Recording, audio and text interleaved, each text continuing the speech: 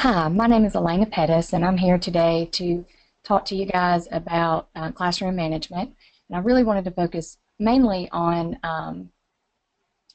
things that will come up, maybe kickoff and materials that you'll get, and also a little bit about organizing the team, as well as some survival tips. So let's get started on the PowerPoint.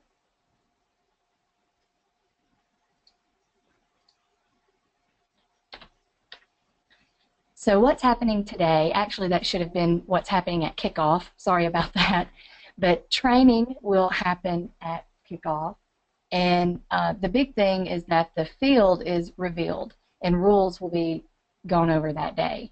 This is the day that the competition starts, and from this point on you have 42 days to complete the tasks, all of them, from the robot building or the designing to the building, programming, marketing, presentation, everything. This is also the day that the kits are picked up.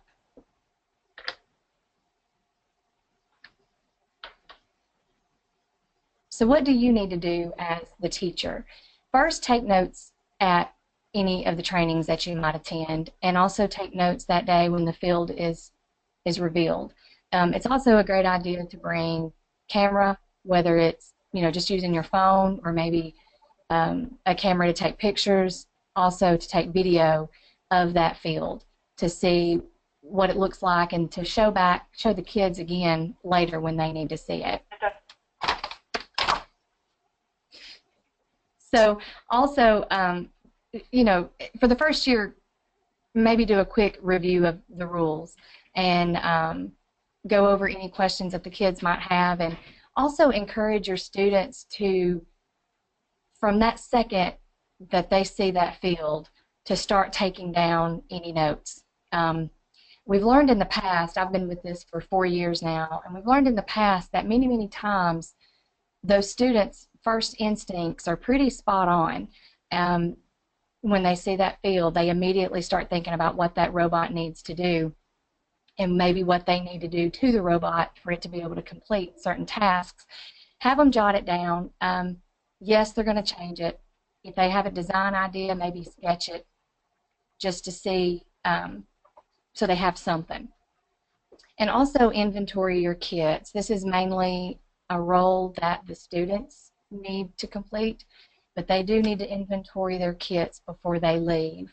Count it all, make sure it's there. You will be given an inventory sheet to make sure that you know what needs to be in there and how much needs to be in there. After you leave, actually sometimes I don't even want to say after you leave, sometimes before you leave, you want to have a team meeting. At the past with Brooks, we've sometimes had a meeting right then and there. Actually, once the field's revealed and the students have gone up and taken measurements, sometimes students have already started having a team meeting. We've also gone out to eat to have a team meeting just to kind of get those first thoughts written down, those first ideas maybe sketched, and then sometimes we've gone back to school as well. Be sure the students, especially for first year, go over the rules that weekend before they come back on Monday to really start work on the project. Make sure they go over the rules. They need to be familiar with the generic rules, which for the most part do not change year to year, maybe a little bit of tweaking, but for the most part they stay constant. And also be sure that they go over any of the game-specific rules, which do change from year to year, and that also gives more descriptions of what can and cannot be done, or what can be done really on the field. Don't wait until Monday to start this project. You want to get the kids when they're excited, give them some homework, make sure that they have the password to the best rules, and also have access to the bestinc.org website. So engineering design advice, don't give it. We can't give it. This is totally the kids' place to design. You may have an idea. In the past, there have been things that I honestly saw students doing something and knew it wouldn't work. Sometimes I was right and sometimes they proved me wrong. But it is their responsibility to design it. And if they mess up, they mess up and they fix it. If they mess up again, that's fine. But resist the urge to give any advice on design or any advice on how to play the game, so to speak. That's totally the student's role. So what's your job? This one's actually my favorite slide because it says stay out of the way. And it's pretty much what I do. I joke about making sure the kids are fed and making sure they're in a comfortable place to work, and I get out of their way. I want to make sure they're safe. It is very important that they have any kind of safety training, whether it's somebody from the workforce coming in and giving it. Maybe if you have ag at your school, then maybe that teacher can give it. Maybe you're knowledgeable enough to give it. Maybe there's a parent. But somebody needs to come in and make sure these kids know how to use these tools. So stay out of the way, make sure that they are safe, let them do the work, let them plan.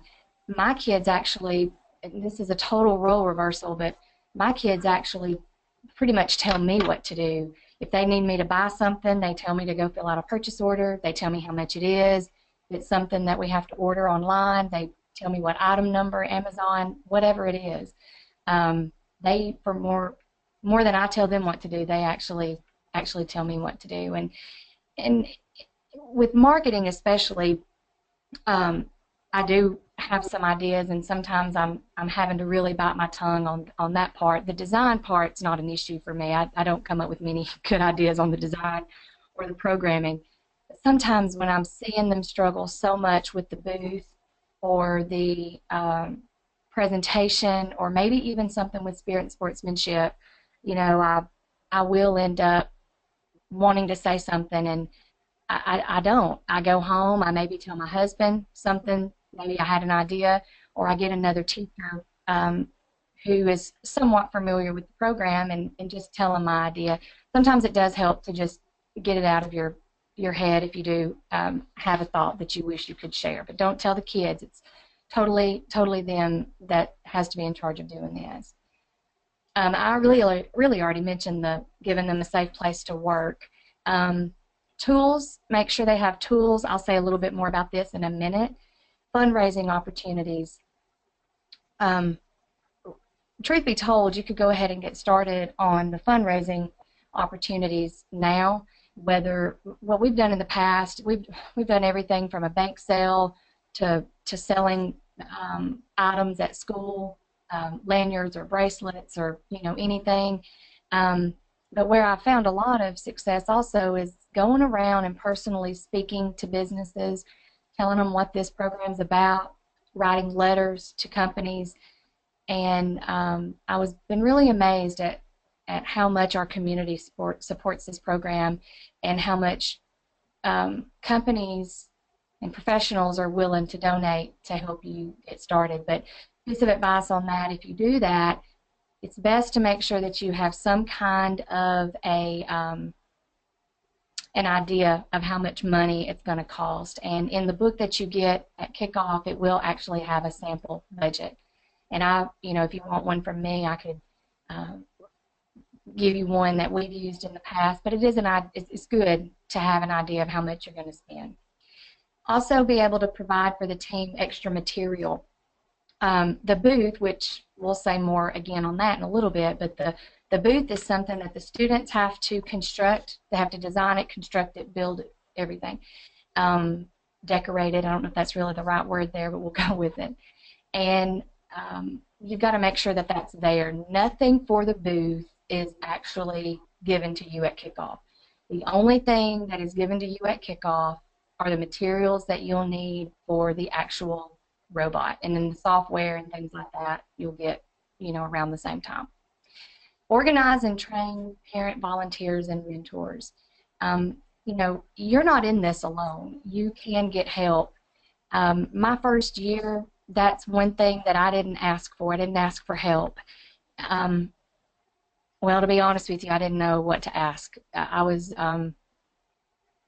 I didn't even know about the program when I joined into the program. And so I didn't know what to ask, and it was easier for me just to tough it out and to do it myself than to look stupid and ask somebody to help me, and I didn't even know what to tell them to help me with. But you're not in this alone. There are so many other sponsors. There are so many other mentors just in this area, parents that are getting more and more familiar with this program. So definitely ask for help. And if it's not at your school, if there's somebody that may not be able to help you at your school, go outside your school and help. I know that in the past we have invited other schools up to our lab to kind of see how we're set up, and some have asked themselves if they could, you know, come and use our field, or if they could just come up there and just see kind of how we organize one of our work nights, whatever it is. One thing I've learned in doing this for the last 4 years is everybody's so extremely helpful. We all want everybody to do well. And so all the other sponsors from all the other schools are going to be helpful as well, I promise you. You just have to ask them for help. And sometimes it's okay just to say, look, I don't know what I need help in, but I need help. And somebody that has been a member of a veteran team would be more than willing to help you. A little bit more about what you need to provide the team, not necessarily on this slide, but one thing that we do at Brooks High School is we have scheduled work nights. Other schools do this too, but I mean, I'm only familiar with what we do when it comes to the work nights. But we work Mondays, Tuesdays, and Thursdays from 5:30 until we finish that night. Sometimes it's 8:30, sometimes it's 9:30, sometimes it's even later than that. I try not to. But I know you guys are probably in the same situation I'm in, which is these kids that we have are very involved in other things, whether it's the band or football, basketball, volleyball, whatever else. So you make a schedule that works for you and your family as well as your team. But what I learned early on is that my students were, they needed supper. So what we did is, well, pretty much half the team would have school, and then they would immediately go into either band practice or some kind of athletics practice. And so I got together with some of my parents about halfway through my first season, and we just decided that the parents would supply dinner every night. And that's what we did because my kids were coming to practice not having anything to eat. So we just started supplying dinner for them, and we rotated. So we actually got a schedule with the parents, and it might be a food tray from Subway, it could be lasagna, it didn't matter, but the kids would have something to eat. They work a lot better when they're fed, for sure. Team leadership. Develop your team leaders. You're going to have to facilitate this a little bit. Once you get the leaders in place, and definitely look at the strengths of those students. I've got to make sure that you're putting somebody in programming who has that desire to be in there.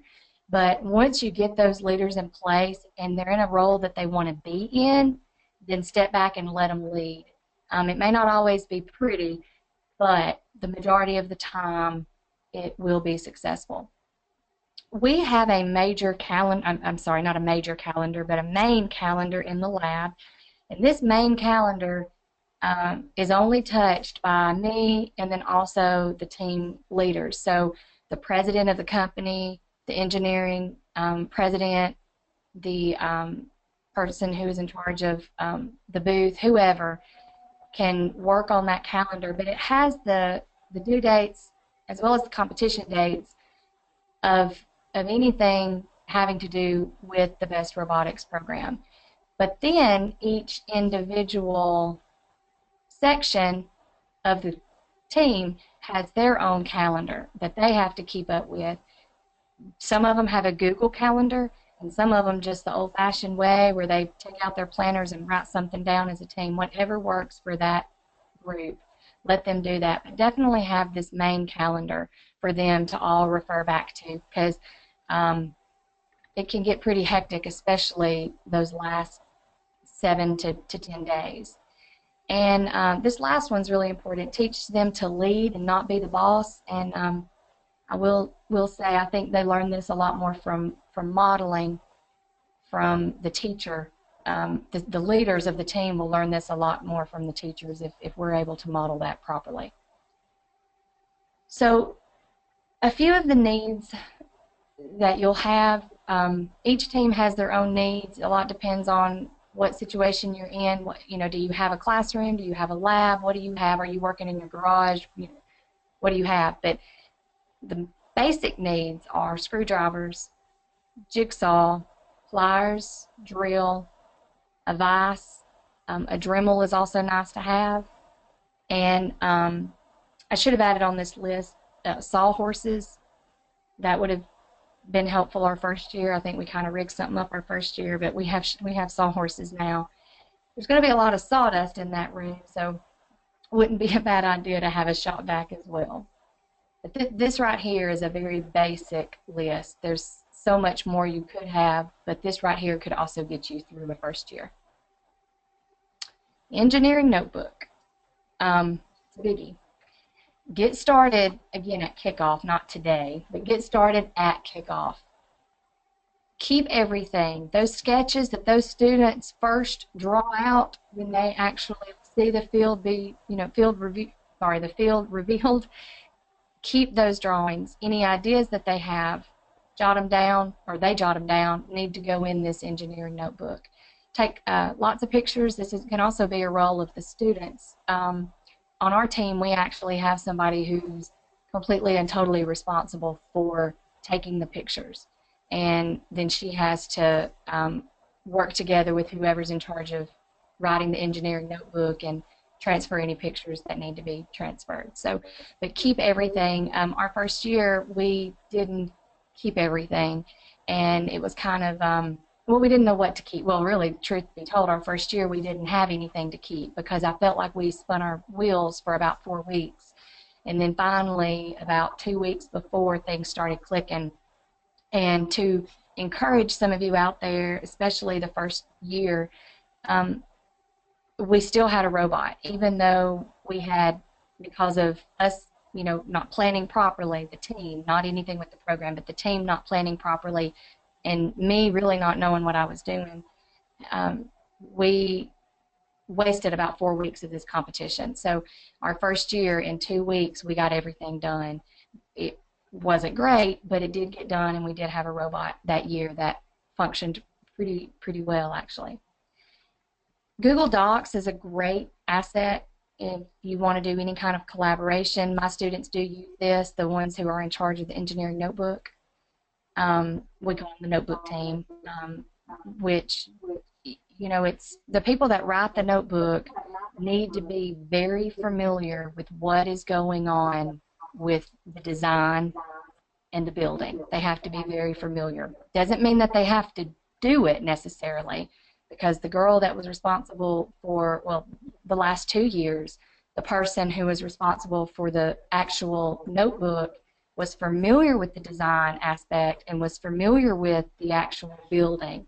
She knew it frontwards and backwards, but she didn't do anything to build it, and she didn't do anything to design it, but she was more familiar with the whole aspect of it, and she could write about it and do a really good job with that. So definitely make sure you have that notebook team that is extremely knowledgeable. Also, be sure to read notebook rules, which again, you'll get the rules the day of kickoff. So right now I want to show you a score sheet. You will get these in a notebook the day of kickoff. And I'm just going to show you one score sheet. This is a project engineering notebook score sheet. And I feel like I'm giving you the answers to the test before you take the test. But it has on here, as you can see, everything that will be scored and how it will be scored. From the research paper, how many points are available, the design process, exactly what they look at, any kind of brainstorming approaches, which the brainstorming approaches will go on throughout the season. But a great start to this is the day of kickoff, when those kids are so excited and they have so much to say that first day. Offensive, defensive evaluation. We've had some seasons where we didn't really have both of these. It was just offensive, and we didn't actually have the defensive. We just don't know year to year.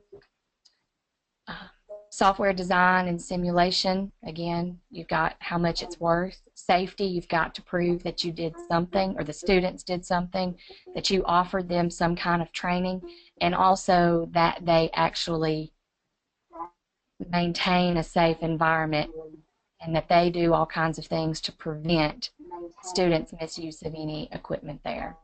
Support documentation, this is where your CAD drawings will go into place, and also team meetings, anything like that. So it goes on. You've got more of it here, the quality and completeness. So that's just one of the score sheets. You have score sheets on marketing, presentation, and booth and everything else, spirit and sportsmanship. Take a look at that for sure.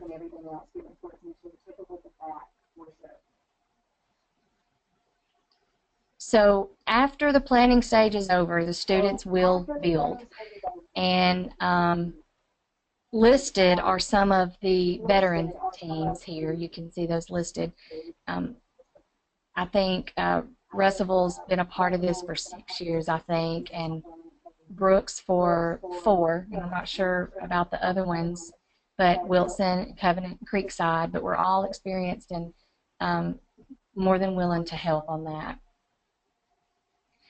On the presentation, the students do need to get started on this as soon as possible.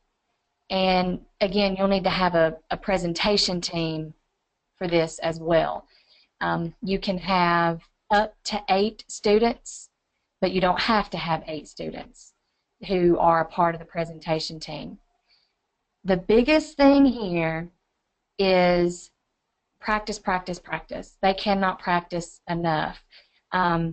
You know, it's easy for each one of them to think they so-called have their part done, but the problem with that is if there's not that flow between student 1 and student 2, or you know, however the students have the presentation set up, it will definitely show. Last year was the first year that we had business people and teachers and some parents. We just had a room full of adults, and the presentation team had to give their presentation in front of all of these adults who actually had the score sheet in front of them, and they scored them. They worked with them, and they actually scored them. So have your students keep doing this, and yes, they're going to be uncomfortable, and yes, they're going to beg you to not do this again, but they've got to practice, practice, practice. We practice in front of anybody that we can grab in the hall and pull into the room for 15 minutes. We practice. So the booth, again, you see this, start ASAP. It feels like everything start as soon as possible. You got to remember, though, you have 42 days. And in those 42 days, that also includes Saturday and Sunday. So you've got to get started on this as soon as possible. Best advice on here is look at what the restrictions are. Look at where you are in the layout, in the whole scheme of things. And then decide, the students need to decide what materials they want to use. We've used all kinds of materials. I will say the majority of what the students have gone towards is, you know, wooden walls, plywood, and 2x4s and things like that. But, you know, they're pretty specific about the dimensions. It can be no more than 8 feet by 8 feet by 8 feet. And so you've got to be able to also maneuver it and move it. It's got to be moved from either your school or your house, wherever it's being kept, to the actual competition and easily moved out that night, so, or that day. So keep that in mind. But you can use any kind of materials. There are no set rules on the actual materials that you can use. So that's kind of exciting because you can do pretty much anything you want to do here. The students need to decide who is going to man the booth. And didn't know this my first year, and I really didn't take it into account my second year. It can be the same people as the presentation team or the engineers, or it can be the same people. You really don't want it to be your robot drivers because they're going to be really busy with driving the robot the day of competition. But I've learned that the best people for the booth are those students who are really good with one-on-one, and it doesn't feel rehearsed. They're really good at just chit-chatting with individuals because the adults will be coming through and they will be judging them and asking them questions. The other thing I've learned is the people in the booth have to know this game inside out because they can get asked any questions about any part of this competition. And they also have to understand the team inside out, everything from the design to the building to the programming. The people in this booth can get asked any question at all.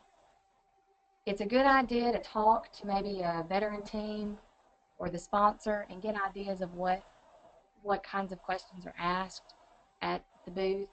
And also, I do believe that there is, it's either in the notebook or on the bestinc.org, there's a list of some types of questions that typically can get asked. But heads up on this, sometimes you get asked questions about how well the team got along and how did you guys deal with any kind of conflict. If you ever have conflict, you will. Students will. There will be conflict, and they will definitely work it out. So Mall Day happens usually 2 weeks to the day, or 2 weeks before the competition. So you want to send people to this, and whatever robot you have. We've gone from not even being able to have a robot there our first year, like literally we had nothing our first year, to we've carried a robot, and sometimes we've carried a robot, but it hasn't run very well that day. So, and Lee was the teacher at Russellville, and he was telling me that, when he was there, they never even had a robot completed for Mall Day, and I think he was there for 5 years. So when they went to Mall Day, their robot was never even complete. But you still want to show up. Well, you have to show up. Somebody has to show up from your team. But you do want to show up, and this can be actually pretty inspiring when you see the teams working together, the students working together, and you're getting ideas from other teams. And yes, they're getting ideas from you too, but it all works together for the good here. And so I definitely suggest that you do show up with the robot. You don't have to bring your whole team there. I usually bring the president as well as anybody that wants to go. I'm not going to tell them no. And then the drivers, and then anybody who's been directly involved with the design aspect of the robot. So driving, this means, this is referring to driving the actual robot. You do want to provide practice time for the students. I would build this into the schedule. You need to make some kind of a rough schedule. So even at the beginning, I would provide time. I aim for 2 weeks before the competition, about 2.5 weeks before the competition that they're practicing. We don't always meet that, but if I didn't put it on there, I don't know that we would meet that at all by game day. But about 2.5 weeks before the competition, we've got on that schedule, that main schedule that I mentioned earlier, that students will start practicing. Don't worry if you can't. Don't worry if the students aren't there yet. But that's the goal. You need to at least aim for that. So if you have a field, great and wonderful. This would definitely help you a lot. And speaking of the field, the day of the kickoff, you'll get a CD with the dimension, or maybe I think it's a CD with the dimensions of the field. So you will be able, if you have the money to get it, and maybe a parent can help with this too. A parent can help with the building of the field. That's not something that the students have to do. But if you can get that built, that's great. But I would say year to year, maybe half of the teams are able to build one, and the other ones just go to somebody who has one built. So ask around, call us, call another school, whoever you're closest to, give them a call and see if they have a field. They'd more than likely be willing to let you practice on that. So if that's not an option, then at least drive it around in the hallways. At least drive the robot around in the building the best that you can. You will also have Mall Day to practice, and then the competition's on a Saturday, but the Thursday before is usually when the marketing presentations start. And starting that Thursday, usually the field is available for practice, and even up until Friday, it's available for practice. And biggest thing is, I mean, you got to share. So, you know, you show up maybe say 15 minutes, I'm going to practice, and then another team come in and practice. But every year we've been here to practice, and that's never been a problem because you've got, you know, four basically areas you can practice in on the field because four teams will go at one time. So at the competition, and it works out great. And some of our best practices have been right before the actual competition. Read the rules about how many drivers you need. I think it's based on the size of the team. I know we have to have 5 drivers. So make sure that you read the rules. And also, it's not on here, but be aware of, you know, whether the rules on the spotter as well. There's some rules on there about that. So sponsor night is something that some schools do. It's been a hit or miss for us. But a few days before competition, it's good to host a sponsor night and invite sponsors, of course, well before that. Tell your administrators, tell the parents, tell the teachers. Just it's really great to encourage those students to have to know that the school's behind them and anybody associated with that school is behind them. Have your booth set up, your robot. One time we set up our robot and it gave out candy.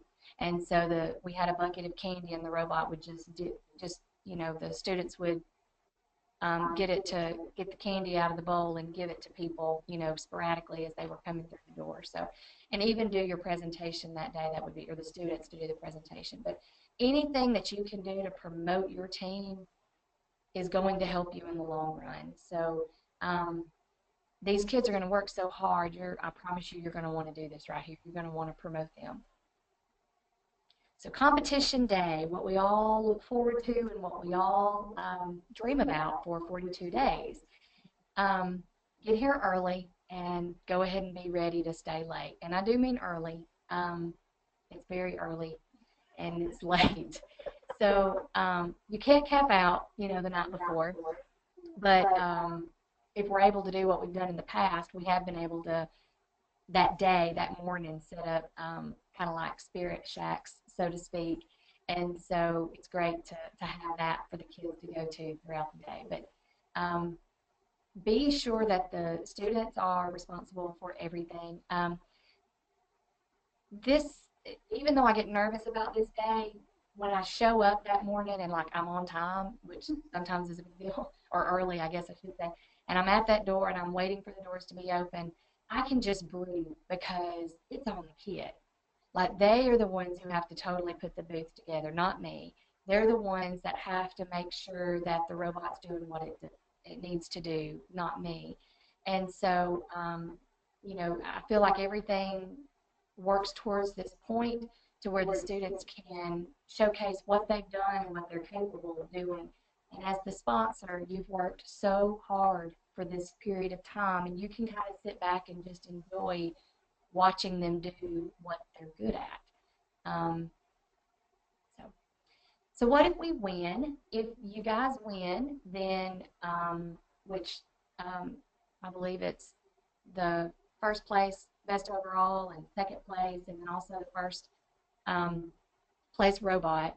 And every year it changes. It always depends. The spots available depend on how many teams are at the local competition. But those that rank high enough will attend South's Best, which is in Auburn, Alabama, and it usually happens the first weekend in December, and it's just amazing.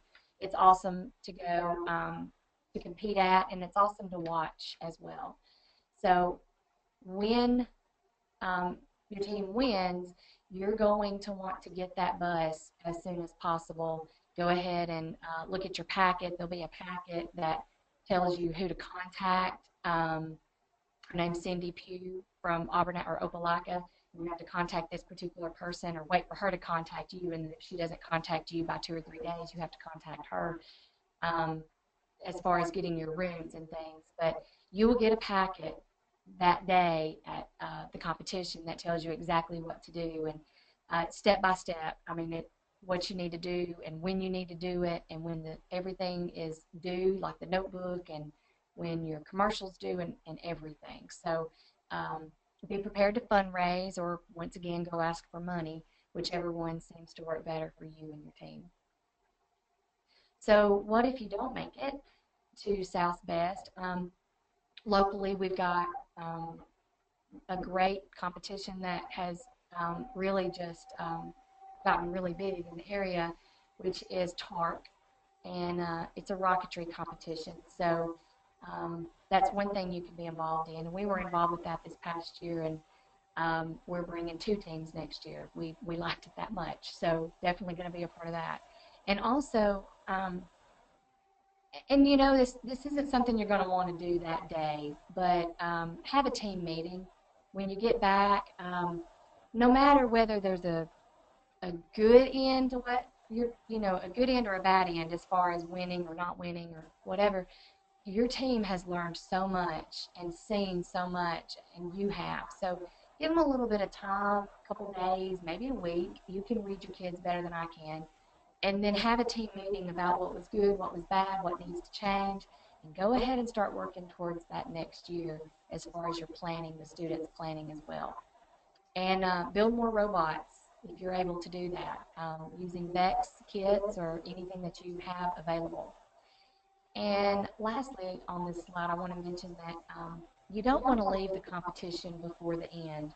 There are so many other awards given that day. It's not all about the booth and the presentation and the spirit and sportsmanship and the robot. It's not all in the engineering notebook. It's not all about that. There's so many other things given that day in the awards program. But not only that, but just seeing the entire experience from the beginning to the end.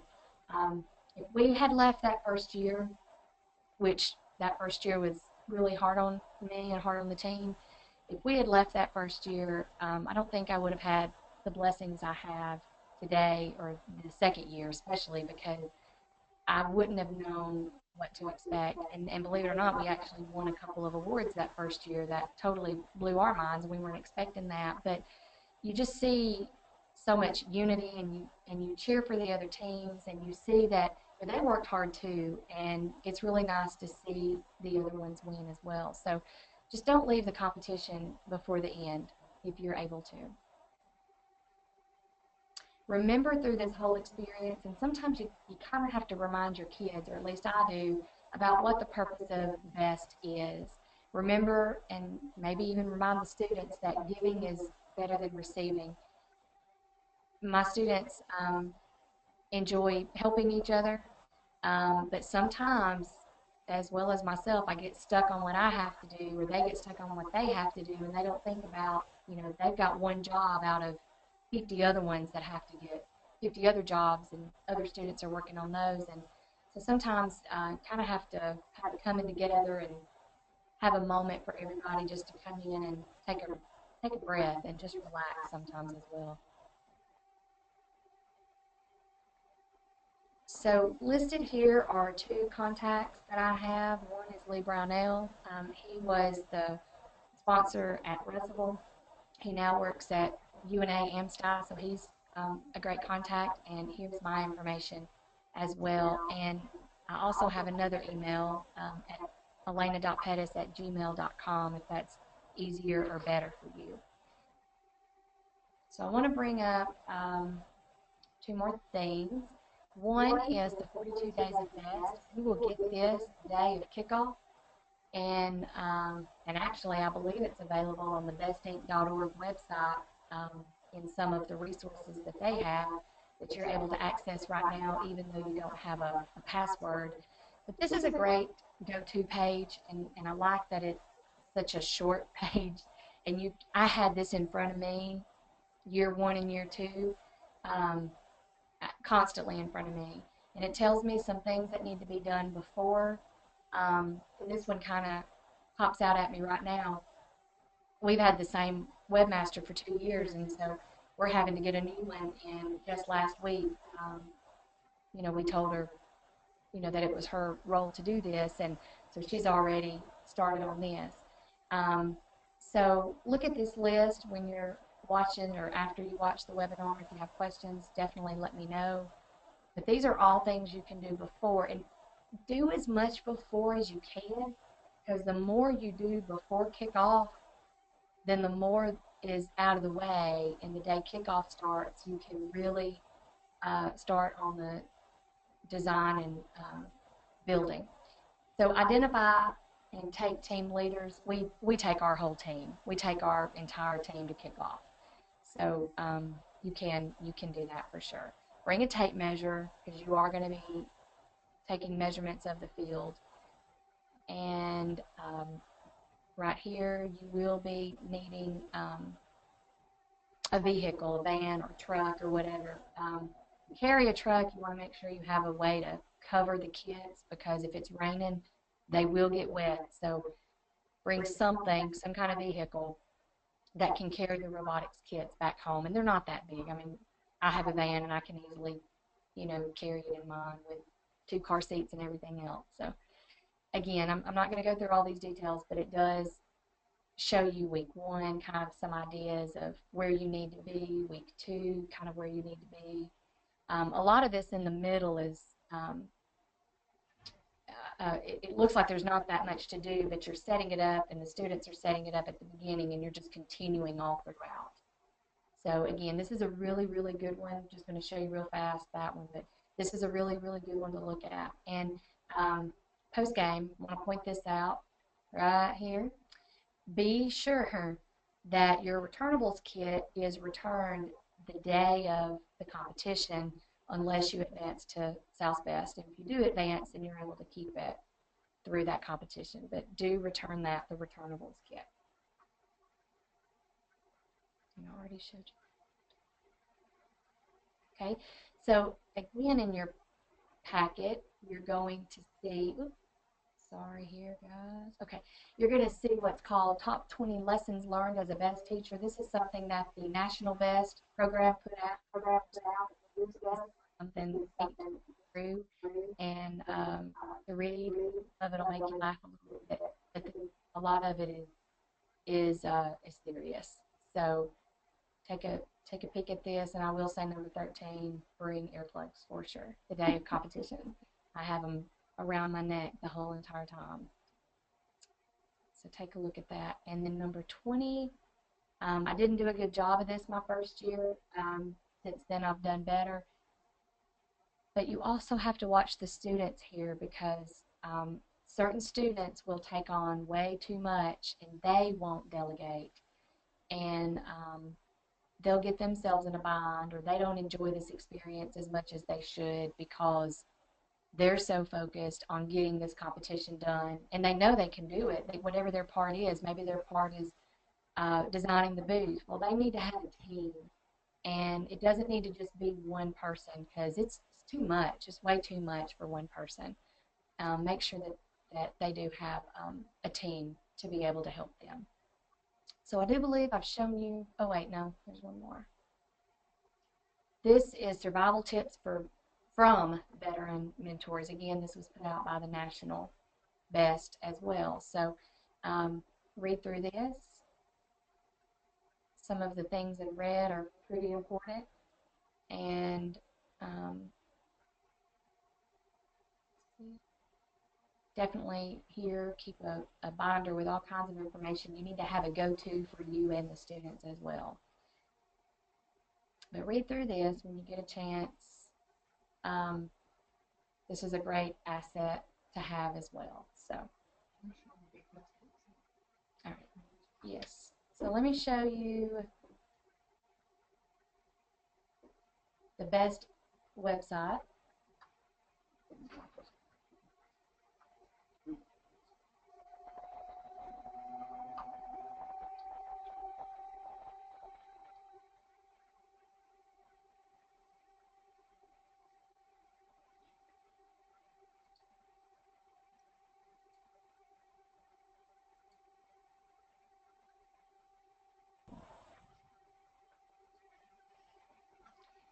Here I pulled up the bestinc.org website. This is going to be something that you're going to want to access quite frequently as well as your students. Across the top, you'll see official Q&A. This is protected by password. So the day of kickoff, you'll get a password and you're going to be able to check this stuff out. Go back.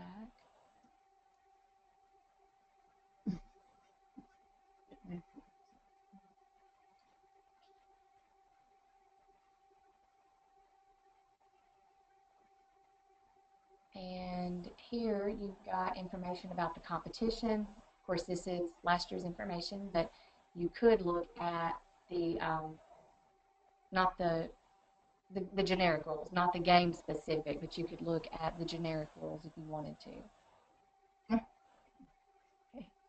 And any information, a best events calendar, winners from regional winners from the past, things like that. So that yearbook gives me some good ideas about robot designs and field designs too. Here's the yearbook. It gives you some good ideas on robot design as well as field design. So it goes all the way back to 1993 here. So I know the last few years, though, I guess 2009 or 2010 is when it got started in this area. 2011, I'm sorry. 2011 is when it got started in this area. So this is a great asset as well. So this will be updated later.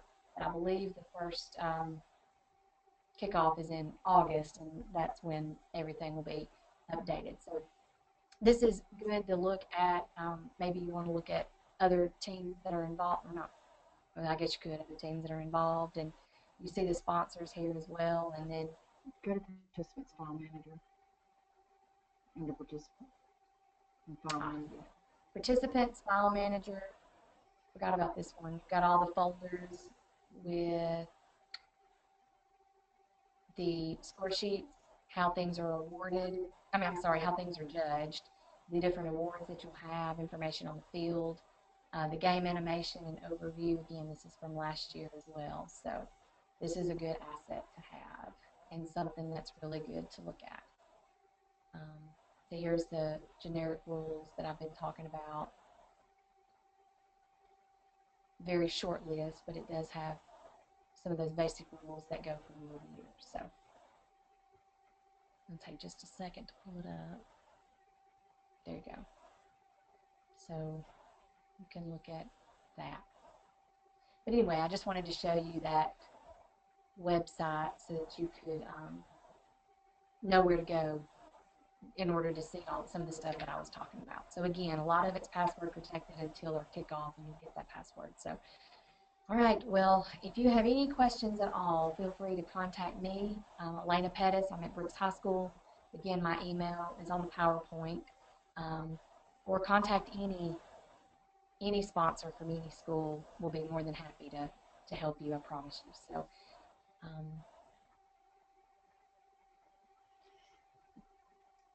Goodbye.